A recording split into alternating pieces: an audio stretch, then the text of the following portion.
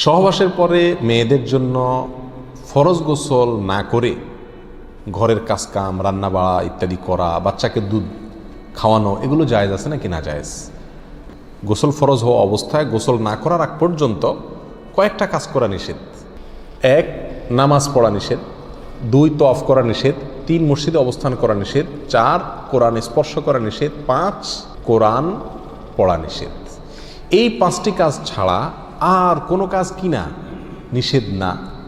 অতএব সহবাসের পরে কোনো মেয়ে, কোনো মহিলা তিনি যদি গোসল না করে, ফরজ গোসল না করে তিনি যদি কি করেন, গৃহস্থলীর কাজকাম করেন, রান্না বাড়া করেন, অন্য কাজকাম করেন, বাচ্চাকে দুধ খাওয়ান, এগুলো এই 5টি নিষিদ্ধ কাজের আওতায় যেহেতু নাই, অতএব সেটা জায়েজ আছে।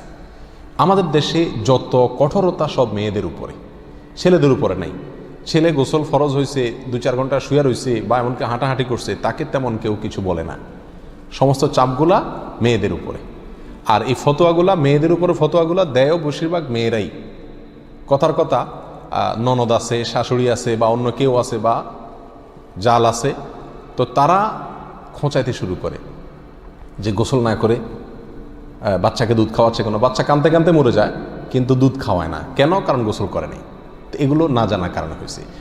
ফরজ গোসল না করে 5টি কাজ করা নিষেধ, এর বাইরে আর কোনো কাজ নিষিদ্ধ না।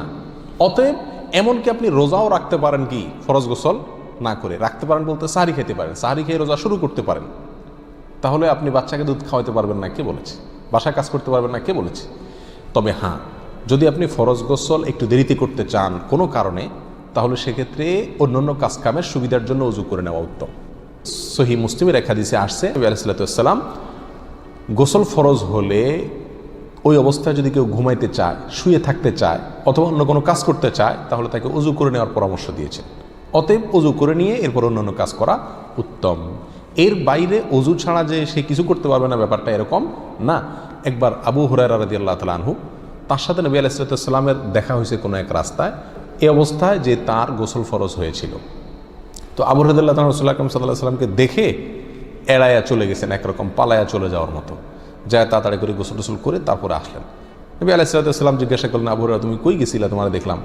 বলে, ইয়া রাসূলুল্লাহ, আমার গোসল ফরজ হয়েছিল, তো আমি আপনার সঙ্গে বসবো, সময় দেব, ফরজ গোসল অবস্থায় আমার কাছে জিনিসটা অপছন্দ লাগলো, নাপাক অবস্থায় এভাবে থাক, আপনার সাথে সাক্ষাৎ করব।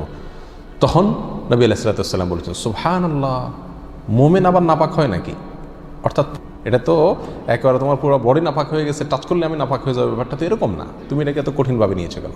তাহলে এই সব হাদিসগুলোকে সামনে রাখলে মোটামুটি পরিষ্কার হয়ে যায়। আমাদের আয়েশা রাদিয়াল্লাহু তাআলা আনহা থেকে এক হাদিসে আসছে, তাকে জিজ্ঞাসা করা হয়েছিল যে নবী আলাইহিস সালাতু ওয়াস সালাম গোসল ফরজ হলে তিনি ঘুমোতেন কিনা, তিনি বলেছেন হ্যাঁ ঘুমাতেন। কোনো কোনো বর্ণনা আসছে ওযু করা ছাড়াও ঘুমাতেন। তাহলে বোঝা গেল ওযু করে নিয়ে ঘুমানো, ওযু করে নিয়ে কাজকাম করা উত্তম, কিন্তু আপনি যদি নাও করেন তাতে কি হবে না, কোনো গুনাহ এতে হবে না।